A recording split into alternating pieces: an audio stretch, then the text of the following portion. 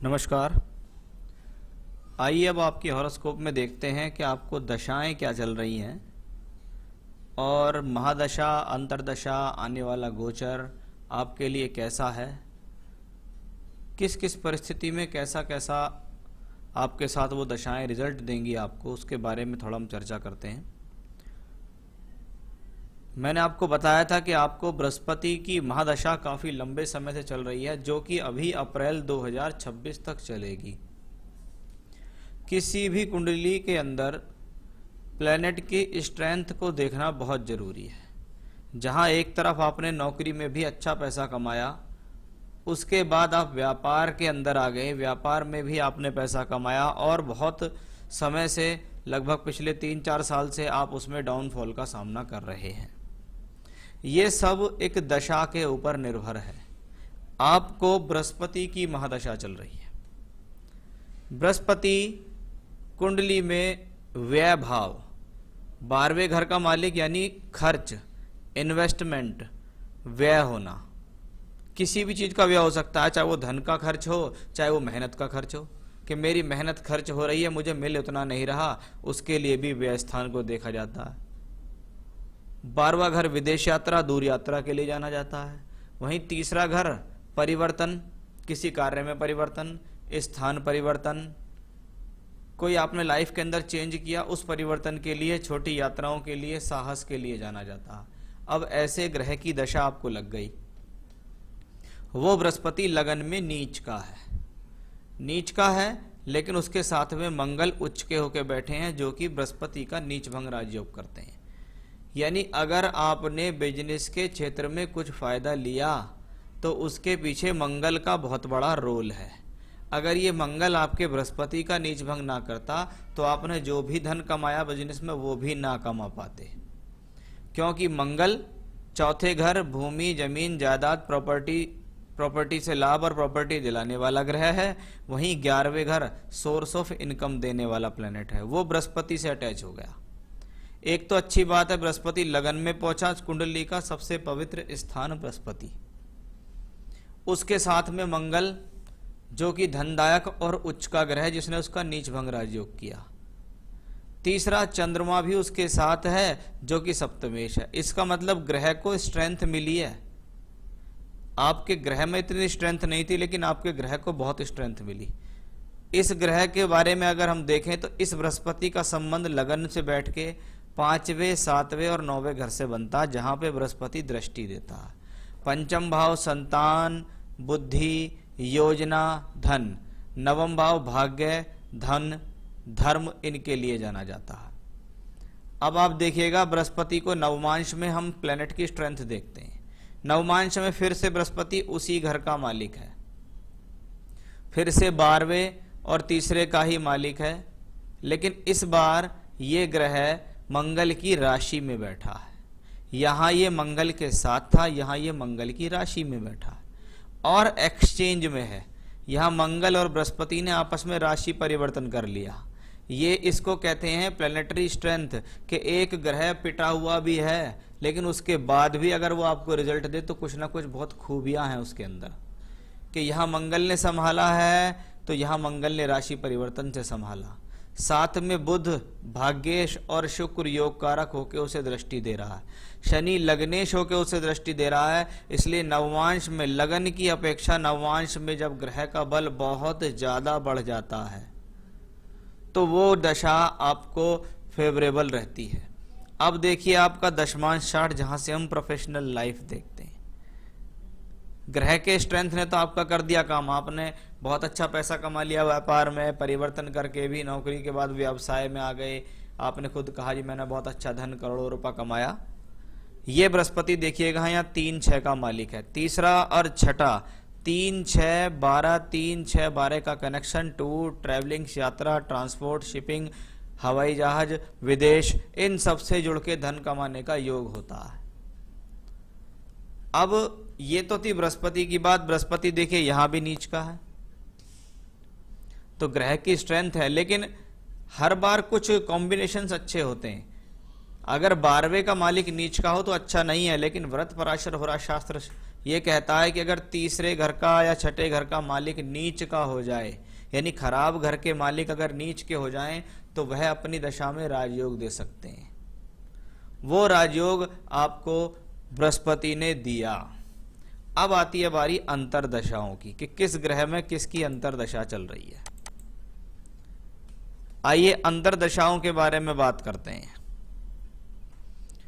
अगर मैं आपके चार्ट को लगभग बृहस्पति केतु से देखना शुरू करूं, मार्च 17 से, गुरु में केतु 6th हाउस में, छठे घर का केतु, छठे घर की दशा केतु बुध की राशि में, बुध धन भाव में, यानी केतु की दशा धन नुकसान दे सकती है। वहीं केतु यहां भी 3rd हाउस में बृहस्पति की राशि में और बृहस्पति नीच का, यानी मार्च 17 से आपके जीवन में उठापटक आनी शुरू हो गई होगी। फिर आया फरवरी 18 से अक्टूबर 20, गुरु में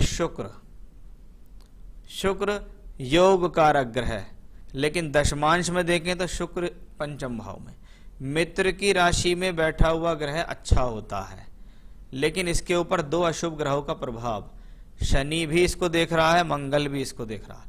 अब 5वें घर में कोई ग्रह बैठे, उसकी दशा आपको आ जाए तो क्या करेगा वो प्लेनेट? पंचम भाव बुद्धि का स्थान, और जब उसके ऊपर अशुभ ग्रहों का प्रभाव हो तो उसको कहते हैं व्यक्ति अपने जीवन में गलतियां करता है, गलत निर्णय लेता है, गलती करता है, उसके कारण उसको खामियाजा भुगतना पड़ता है। जहां एक तरफ वो दशा धनदायक है तो वहीं आपसे वो सब कुछ लेने वाली भी है। उसके बाद दशा आई अक्टूबर 20 से अगस्त 21 तक, सूर्य अष्टम भाव का मालिक सूर्य, यहाँ नवांश दशमांश में छठे घर में बैठा सूर्य है, यहाँ भी अष्टमेश सूर्य, यानी सभी जगह सूर्य ने और प्रॉब्लम देनी शुरू करी। 13 अगस्त 2021 से आपको गुरु में चंद्रमा आई। चंद्रमा को मैंने आपकी कुंडली में सभी जगह देखा, कह सकता हूं कि जी हाँ 13 अगस्त 21 से 13 दिसंबर 22 गुरु में चंद्रमा आपकी पिछली दशाओं से अच्छी होगी। क्यों? गुरु यहाँ लगन में, चंद्रमा भी यहाँ लगन में, दोनों को मंगल का सपोर्ट, मंगल उच्च का। दशमांश में देखें तो चंद्रमा दूसरे घर का मालिक हो, सप्तम का मालिक होकर दूसरे घर में, दूसरे का मालिक सप्तम में, राशि परिवर्तन राजयोग, और दशमांश में फिर से लगन में। इसका मतलब है आने वाली जो दशा वर्तमान में 13 अगस्त से शुरू हुई है, आपके लिए फेवरेबल समय शुरू हो गया।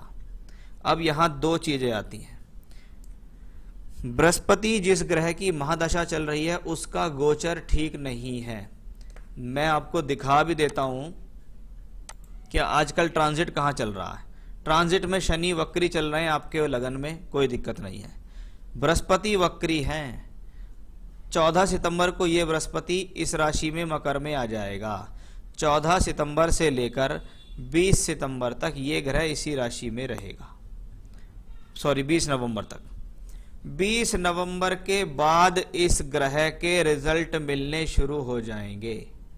उसके बाद ये ग्रह वापस फिर कुंभ राशि में, फिर मीन राशि में, फिर मेष में, यानी आपके अच्छे दिनों की जो शुरुआत है वो शुरू होगी भाई साहब नवंबर 2020, 20 नवंबर 2021 के बाद आपका अच्छा समय शुरू। गुरु में चंद्रमा आपके लिए बहुत बढ़िया, और उससे भी बढ़िया गुरु में मंगल, क्योंकि मंगल उच्च का ग्रह है। ये वही मंगल है जो आपके बृहस्पति को सपोर्ट देता है, ये वही मंगल है जो आपका नीच भंग राजयोग करता है। मंगल दशमांश में भी अपनी ही राशि धन भाव में बैठा है, यहां पे एक्सचेंज योग में है। इसका मतलब 20 नवंबर 2021 के गुजरने के बाद आपका समय धीरे धीरे धीरे धीरे करके अप की तरफ चलेगा। परिवर्तन करने की जरूरत नहीं है, नौकरी में जाने की जरूरत नहीं है, व्यवसाय से ही पैसा कमाओगे। जैसा जैसे आगे समय चलेगा आपके लिए वो प्लैनेटरी पोजीशन मजबूत होती चली जाएगी, क्योंकि आपको जितनी भी दशाएं आने वाली हैं वो सब बढ़िया लाभ देंगी। एक दशा आपको नवंबर 23 के बाद शुरू होगी, वो है जुपिटर में राहु। राहु वो प्लेनेट है जो आपको फिर से विदेश में ले जाके स्टैब्लिश करने में सक्षम है। राहु आपकी कुंडली में आपको नवंबर 23 से अप्रैल 26 के बीच विदेश ले जाके वहां से बहुत अच्छा खासा धन आगमन करा के लाएगा। तो आपने कुछ सवाल मुझसे पूछे, उससे आगे मैं अगर चलूं तो शनि की महादशा तो आपके लिए बहुत बढ़िया जाएगी।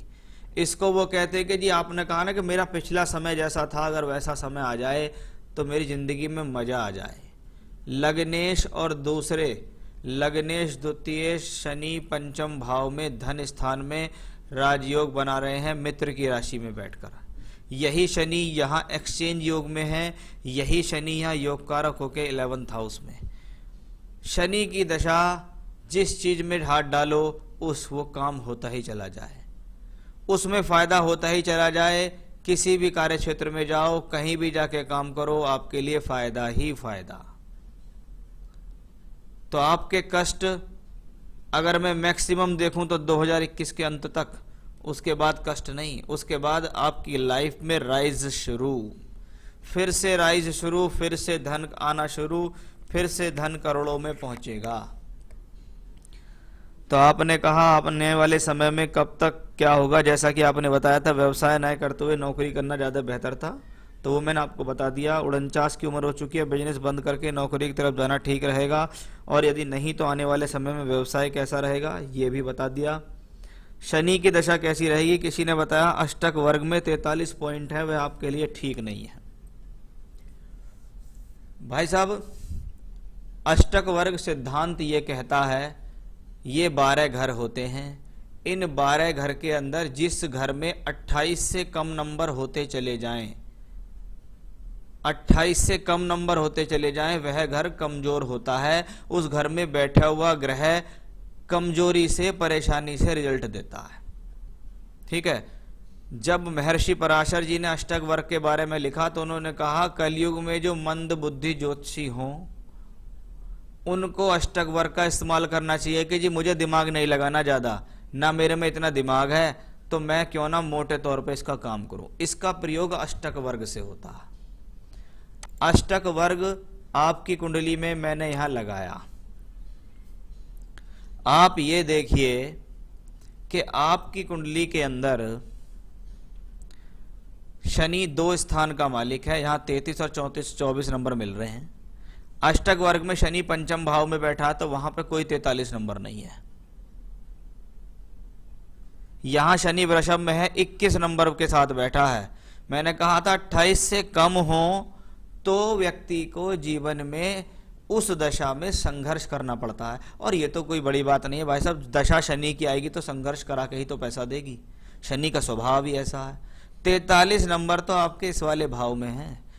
अब आपको मैं दिखाता हूं, भाग्य में 22, कर्म में 35 और लाभ में 43 का मतलब क्या है। मोटा ज्योतिष, मेरा भाग्य इतना मजबूत नहीं है लेकिन मैंने फिर भी कर्म किया और कर्म की अपेक्षा मुझे धन लाभ ज्यादा हुआ।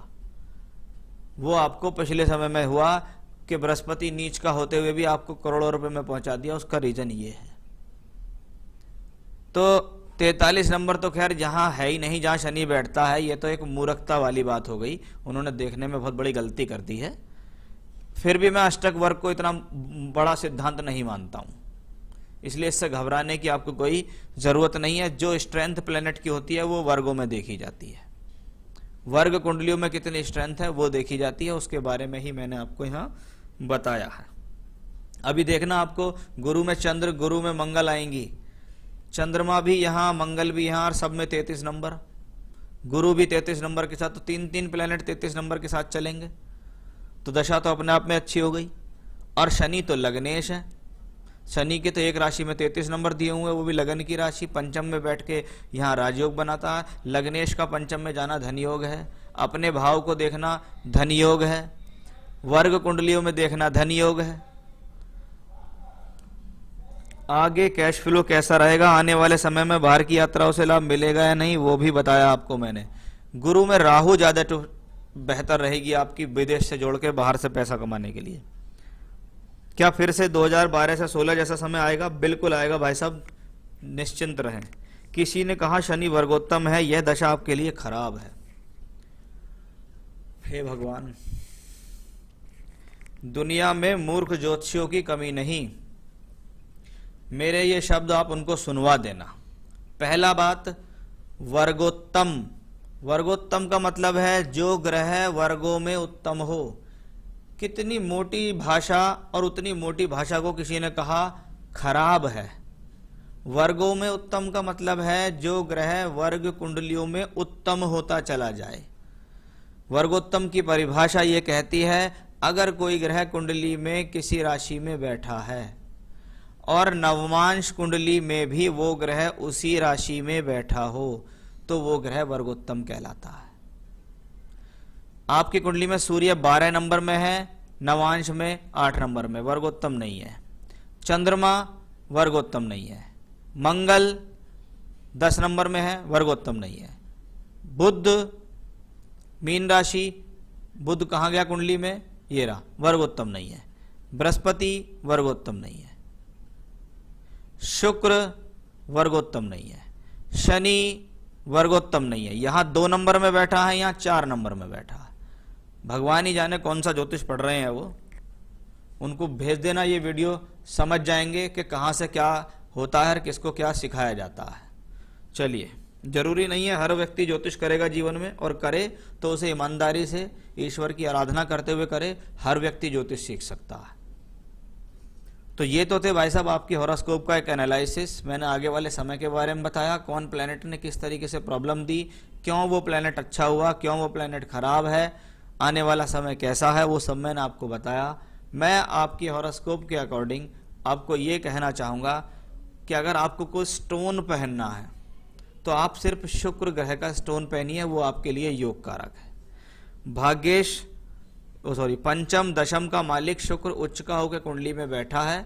यह प्लेनेट क्योंकि नवमांश और दशमांश में भी अच्छा है, इसीलिए आप इसमें डबल फायर ऑस्ट्रेलियन ओपल स्टोन पहनिएगा। आप मुझे बताइए, मैं आपको रिंग बना के आपके एड्रेस तक भेज दूंगा, सर्टिफाइड ओरिजिनल स्टोन। एक बात। दूसरा, बृहस्पति का बीज मंत्र जपना शुरू करो। किसी से कोई पूजा पाठ कराने की जरूरत नहीं है आपको।